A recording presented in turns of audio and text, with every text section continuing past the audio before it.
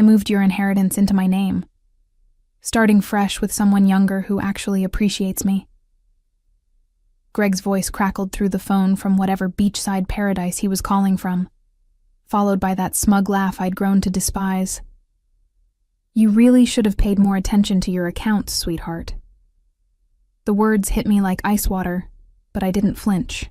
Instead, I sat quietly in my kitchen in Portland, Oregon, watching the rain streak down the window as my 22-year marriage crumbled in real time. I could hear laughter in the background, female laughter, and the sound of waves. Some golf trip. You're right, I whispered into the phone, my voice steady as stone. You deserve it. Then I hung up. My name is Danielle Foster, and I'm 45 years old. I work as a senior accountant for Hollowgate Systems, a mid-sized logistics company, and I've spent most of my adult life being methodical, careful, and maybe too trusting. But not today. Today, I felt something shift inside me, like tumblers falling into place in a lock. Greg thought he was clever. He thought that after 2 decades of marriage, he could simply waltz away with the inheritance I'd received from my Uncle Theodore 18 months ago. What he didn't know was that I'd learned to be very, very careful with money, especially after watching him blow through his own savings on his midlife crisis toys. The motorcycle, the expensive golf clubs, the designer clothes he claimed were networking investments. I poured myself a glass of wine and sat back down at my kitchen table, where my laptop was still open to the banking portal I'd been checking when he called. The inheritance, $600,000 plus the family cabin in the mountains, had been my security blanket, my escape plan that I'd hoped I'd never need to use. But Greg's timing was spectacularly poor. What he didn't realize was that Uncle Theodore had been more than just wealthy. He'd been paranoid about money, having lost his first fortune to a scheming business partner decades ago. When he'd left everything to me, he'd also left detailed instructions about protecting inherited wealth from predators and opportunists. I'd followed those instructions to the letter. The phone rang again. I glanced at the caller ID and saw Greg's number, but I didn't answer. Let him stew. Let him wonder why I'd been so calm, so accepting of his betrayal. He was about to learn that sometimes the quietest person in the room is the most dangerous. Outside, the rain kept falling, and I allowed myself a small smile. Greg had just made the biggest mistake of his life, and he didn't even know it yet. Growing up, I'd always been the responsible one. While my friends were out partying, I was studying accounting, planning for a stable future. I met Greg during my senior year of college. He was charming, ambitious, and talked about building an empire together. Back then, I believed him.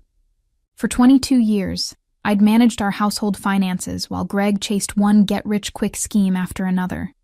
His construction company that folded after 6 months. The restaurant investment that turned into a tax nightmare. The cryptocurrency venture that cost us our vacation fund.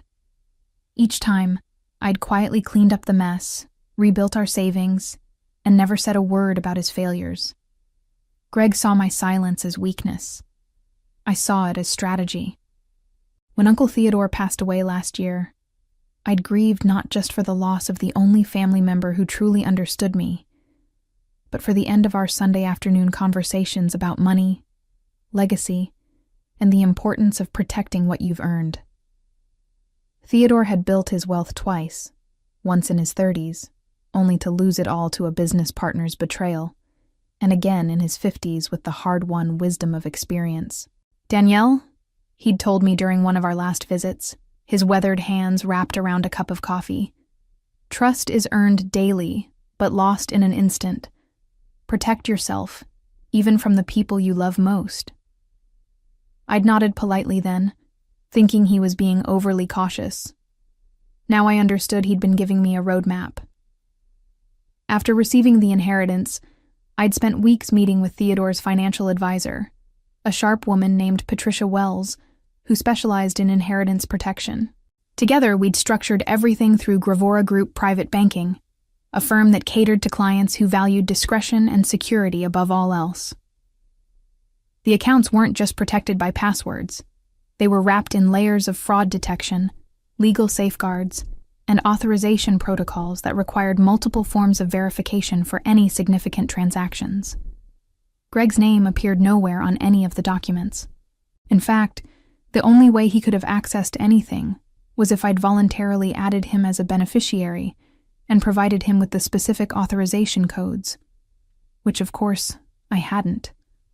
What Greg had tried to do was probably access our joint checking account, where I'd deposited a small portion of the inheritance for household expenses. But the bulk of Uncle Theodore's gift remained safely locked away, earning interest and waiting for the day I might actually need it. That day, apparently, had arrived sooner than I'd expected. I opened my laptop and began making a list of everything I needed to do. Greg had just handed me the perfect reason to finally take control of my life. The call I'd been expecting came at 7:15 the next morning. Greg's voice was tight with confusion and barely contained panic. "Danielle, what the hell is going on? I tried to transfer the money yesterday, and now the bank is saying there's some kind of investigation. They froze everything." I was already dressed and having coffee, having slept better than I had in months. "Good morning to you too, Greg. How's your golf trip going?" "Cut the crap. What did you do?" I took a slow sip of my coffee, savoring both the rich Colombian blend and the sound of fear creeping into my husband's voice. "I didn't do anything, sweetheart. But apparently you tried to commit bank fraud. That tends to trigger automatic security protocols." The silence stretched so long I wondered if the call had dropped. Finally, Greg spoke again, his voice strained. "What are you talking about? I'm your husband. I have rights to that money." "Actually, you don't." I walked to my kitchen window and looked out at the morning drizzle. Uncle Theodore's inheritance was placed in a protected trust specifically designed to prevent unauthorized access. When you tried to move funds without proper authorization, you triggered fraud prevention measures. You're lying. Married couples share assets automatically. Not inherited assets placed in protective trusts, Greg.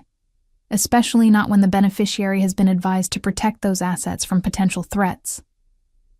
I paused, letting that sink in. The bank considers your attempted transfer to be identity theft and attempted grand larceny. I could hear him breathing hard through the phone. In the background, I caught the sound of that same female laughter from yesterday. My replacement was apparently still enjoying her vacation, blissfully unaware that her sugar daddy had just become a liability.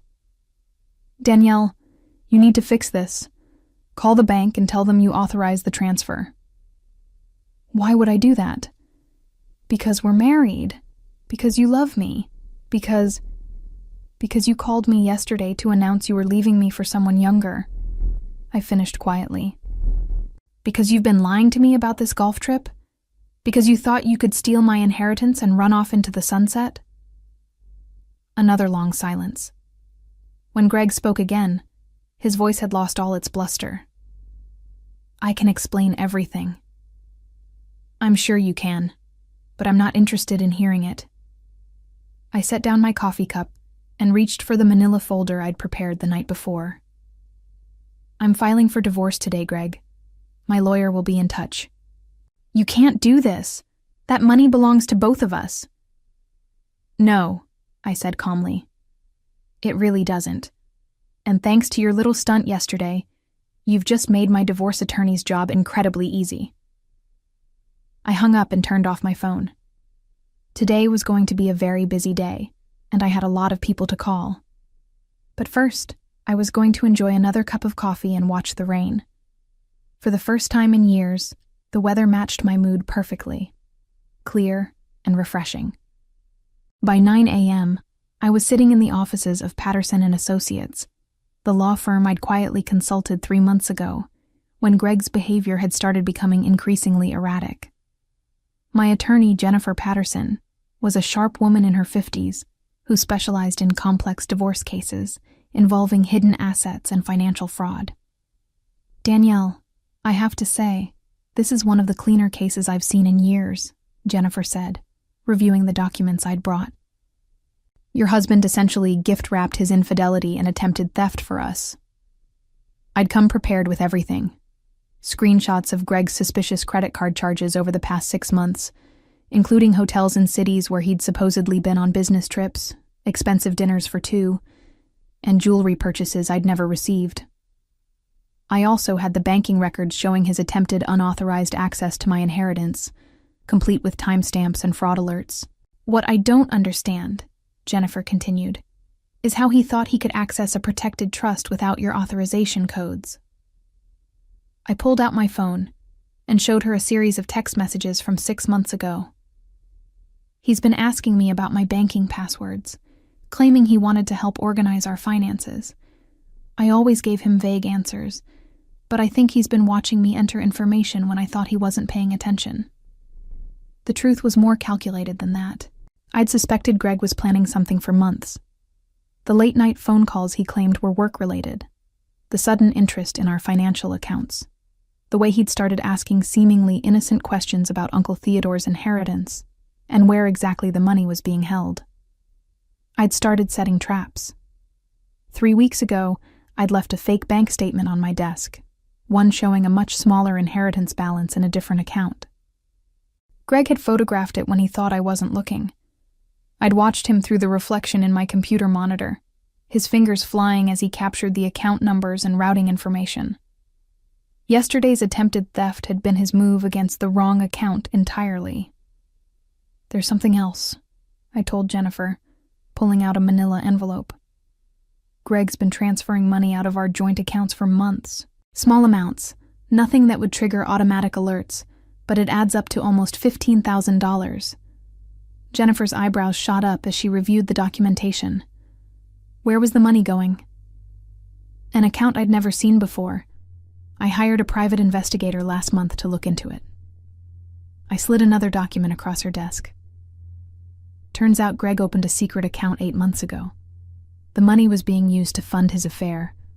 Hotel rooms, trips, gifts for his girlfriend. And you have proof of the affair? I nodded toward my phone.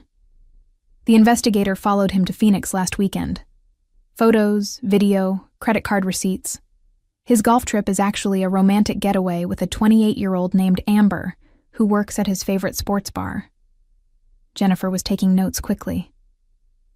This is excellent work, Danielle. With this level of documentation, we can file for divorce on grounds of adultery and financial malfeasance. Plus, his attempted theft yesterday gives us leverage for a very favorable settlement. There's one more thing, I said quietly. When I set up the inheritance protection with my uncle's financial advisor, I included a clause that would automatically revoke any claim Greg might have to shared marital assets if he ever attempted to access the inheritance fraudulently.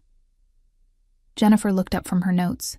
You mean his attempt yesterday triggered an automatic forfeiture clause?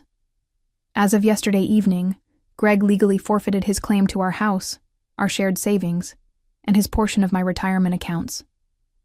I smiled grimly. Uncle Theodore was very thorough in his advice about protecting family wealth from predators.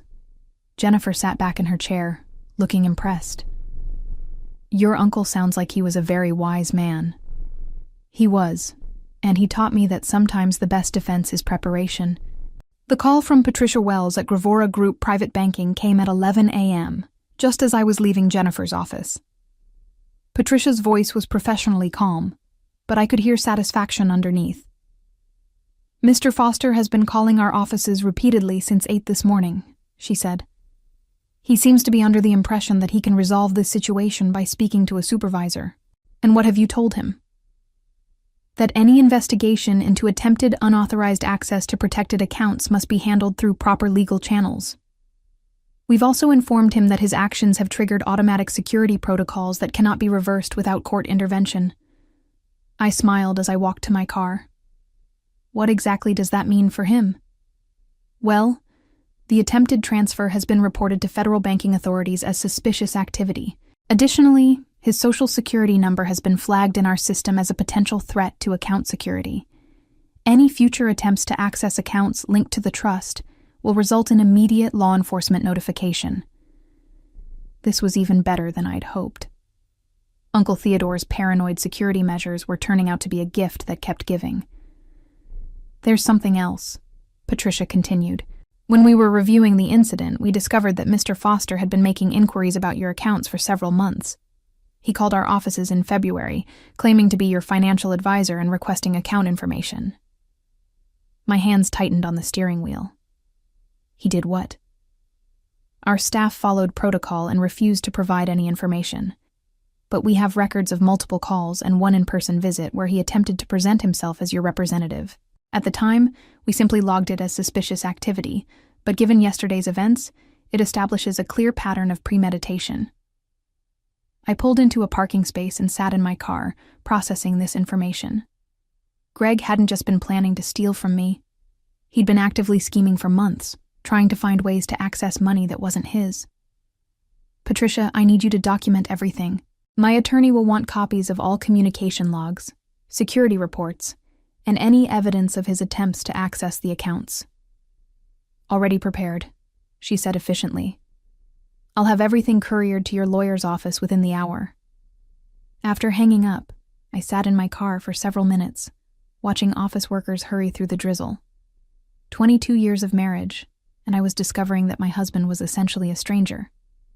The Greg I'd fallen in love with in college would never have attempted something so calculating and cruel. Or maybe he would have, and I'd just been too trusting to see it. My phone buzzed with a text message from an unknown number. "This is Amber. Greg told me what you did to him. You're a vindictive bitch who doesn't deserve a man like him. He's never been happier than he is with me." I stared at the message for a moment, then typed back, "Tell Greg that when he gets arrested for bank fraud, he'll have plenty of time to think about how happy you make him." The response came immediately. "What arrest?" I didn't reply. Instead, I forwarded the text to Jennifer with a note. Evidence of ongoing affair and contact information for the other woman. Then I drove to my office at Hollowgate Systems. I had work to do, and maintaining my normal routine would be important in the days ahead. My colleagues didn't need to know that my personal life was imploding, at least not yet. But as I walked into the building, I felt lighter than I had in months. Greg had been planning his escape for months, thinking he was orchestrating the perfect betrayal. What he didn't realize was that he'd walked straight into a trap that Uncle Theodore had designed specifically for men exactly like him.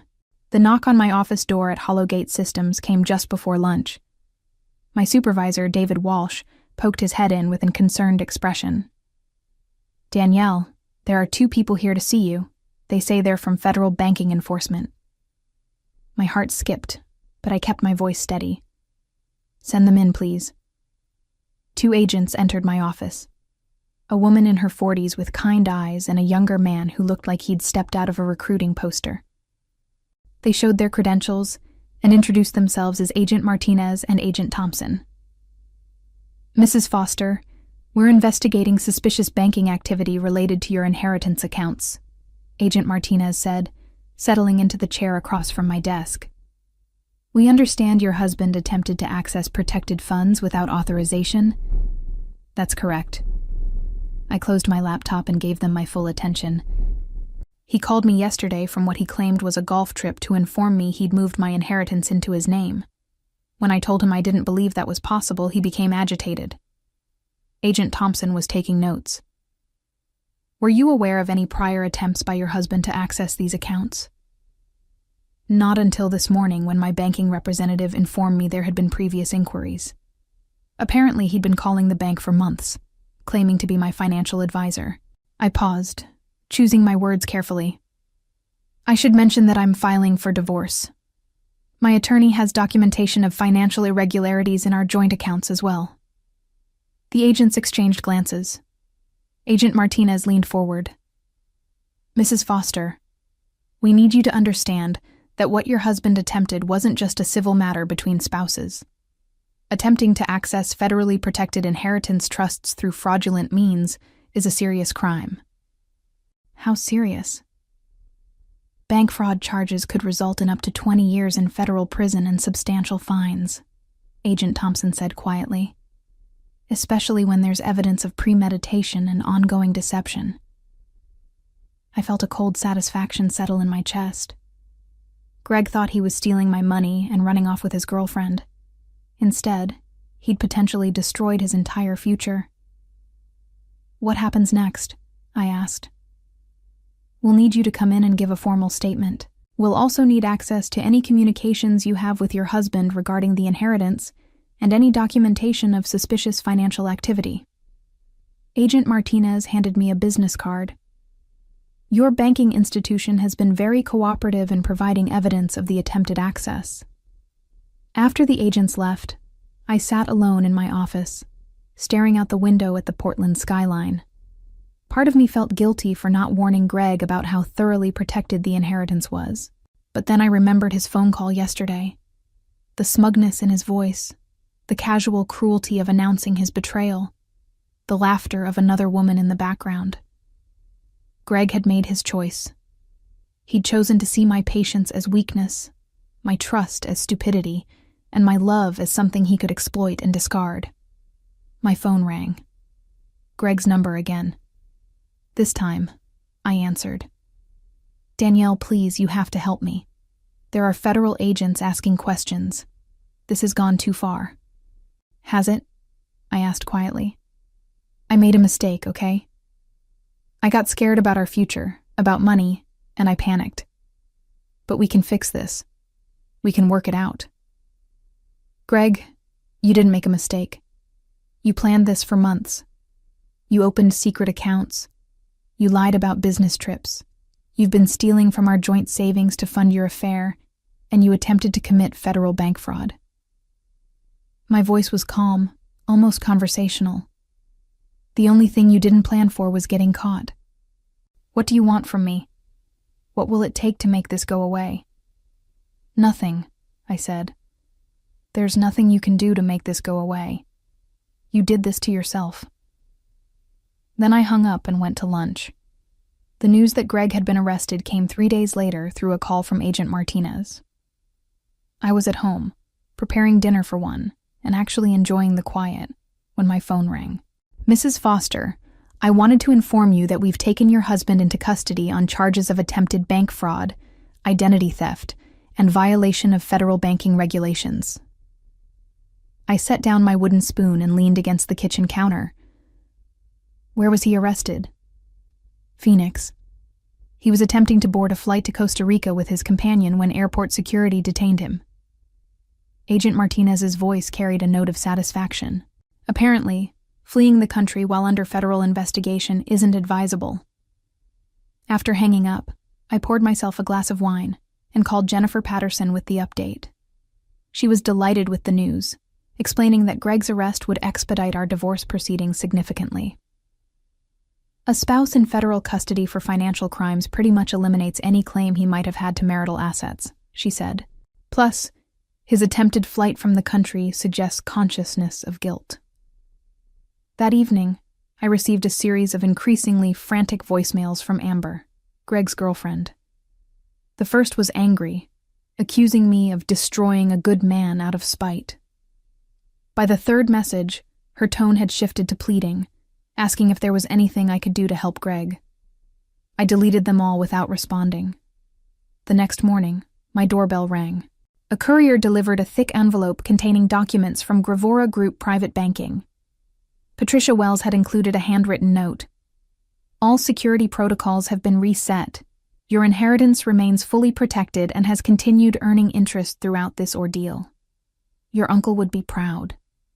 I smiled, thinking about Uncle Theodore's warnings about predators and opportunists. He'd been absolutely right, and his preparations had saved me from losing everything to a man who'd never deserved my trust in the first place.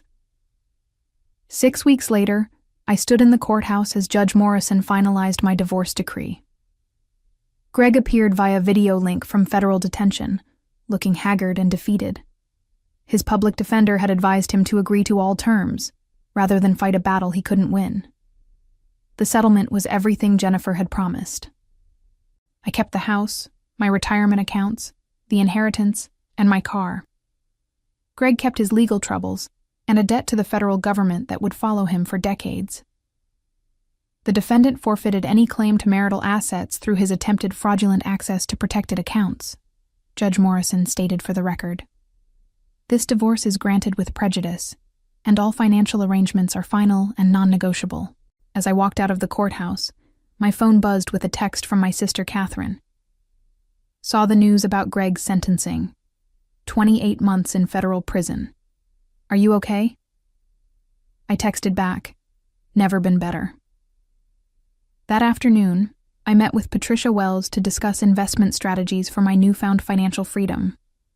The inheritance, combined with my half of our previous shared assets, gave me enough security to consider early retirement, or perhaps starting my own accounting practice.